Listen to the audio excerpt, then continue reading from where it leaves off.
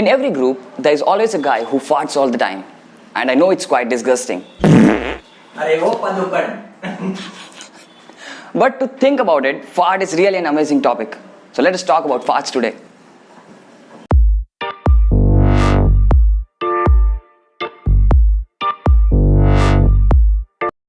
Farting is something that everybody does, but people do not tend to discuss farting openly. Well, there are a few exceptions.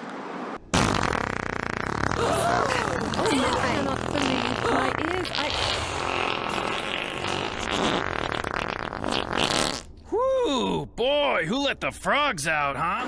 Flatulence and flatus are the medical terms for what is commonly known as farting. The body produces intestinal gas as a part of the process of digestion. Once this gas is inside the body, it needs to be released somehow. It is usually expelled through the anus as flatulence or out of the mouth as a burp. Sorry. Some intestinal gas comes from the air that people swallow when they are eating, chewing gum, drinking through a straw, or smoking. Oxygen, nitrogen, and carbon dioxide are the primary external gases found inside the body.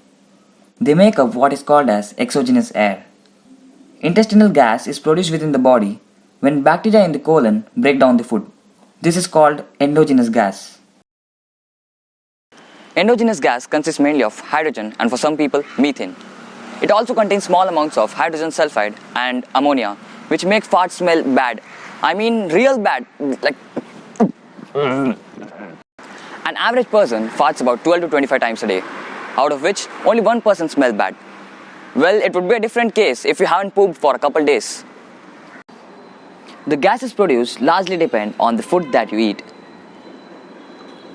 Undigested carbohydrates are a common cause of gas, as the stomach and the small intestine cannot break these foods down.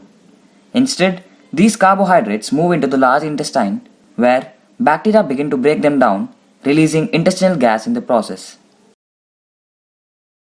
Some foods are known to create high levels of intestinal gas. Foods rich in raffinose, foods made with sugar alcohols, and high sulfur foods and drinks. Although high sulfur foods are an essential part of a healthful diet, eating a lot of them can lead to more frequent and pungent smelling farts. These foods include garlic, onions, and cruciferous vegetables such as cauliflower and broccoli. Some drinks, including wine and beer, are also high in sulfur. Can farts contribute to global warming and climate change? Well, check out this data that shows methane emitted per animal per year. Human farts are quite negligible in comparison with the rest. So let's talk about the farts produced by the livestock. Cows produce 150 billion gallons of methane per day by the farts and burps. Livestock sector produces more greenhouse gases than all the cars, trucks, ships and planes combined. Not everything about farts is terrible. Farts contain methane, which can be used as fuel. Methane has a calorific value of about 50 to 55 megajoules per kilogram, which is more than that of petrol and diesel. It exhibits complete combustion, which reduces the emissions, and thereby contributing less towards global warming. Methane is a promising fuel for a journey to the Mars.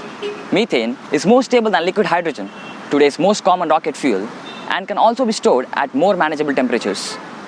Methane is also denser than liquid hydrogen, which allows for smaller fuel tanks. Fart has a calorific value of about 4.137 kilojoules per kilogram. To make a person weighing 65 kg to orbit around Earth at a height of about 400 kilometers, it would require an energy of about 1.057 gigajoules. An average person farts about 18 times a day, and the average weight of a fart is around 0.037 grams.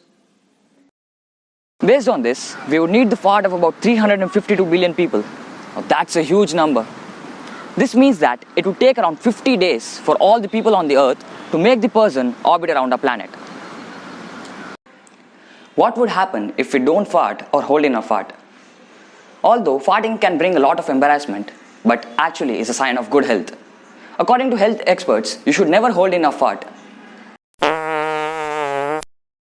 Yeah, you should never hold in a fart because it may cause health issues and can interrupt the digestive functions. As flatulence is a natural process, holding it is never a good idea. Passing gas is body's attempt to release byproducts of gastrointestinal system which could be potentially dangerous for the body. Holding farts for a longer duration may put immense pressure on the lower intestinal system, resulting in pain and discomfort into the body. So do not hold in your farts. They travel up your spine and into your brain, and this is where shitty ideas come from.